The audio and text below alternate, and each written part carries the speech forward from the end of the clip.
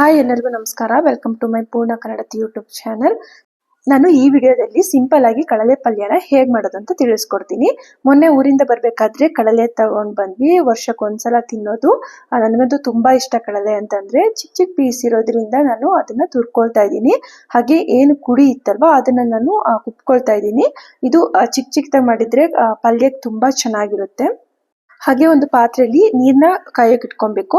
ಅದ್ ಕಾದ ನಂತರ ಏನು ಕುಟ್ಕೊಂಡು ಇಟ್ಕೊಂಡಿದೀವಿ ಕಡಲೆನ ಅದನ್ನ ಹಾಕೊಂಡ್ಬಿಟ್ಟು ಸ್ವಲ್ಪ ಉಪ್ಪು ಅರಿಶಿನ ಹಾಕೊಂಡು ಚೆನ್ನಾಗಿ ಕುದಿಸ್ಕೊಬೇಕು. ಅದ್ ಕುದ ನಂತರ ಸೋರ್ ಹಾಕೊಬೇಕು ನಾವು.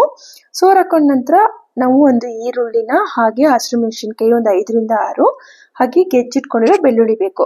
ಇನ್ನೊಂದು ಬಾಣಲೆಗೆ ಎಣ್ಣೆ, ಸಾಸಿವೆ, ಗೆಜ್ಜಿಟ್ಕೊಂಡಿರೋಂತಹ ಬೆಳ್ಳುಳ್ಳಿ, ಹಸಿರು ಮೆಣಸಿನಕಾಯಿ, ಈರುಳ್ಳಿ, ಕರಿಬೇವಿನ ಸೊಪ್ಪು ಇಷ್ಟನ್ನ ಹಾಕೊಂಡು ಚೆನ್ನಾಗಿ ಫ್ರೈ ಮಾಡ್ಕೊಬೇಕು. ಸೋರ್ ಹಾಕೊಂಡಿರೋ ಪಲ್ಯನ ಚೆನ್ನಾಗಿ ನೀರ್ ಹೋಗೋವರೆಗೂ ಹಿಂಡ್ಕೊಬೇಕು.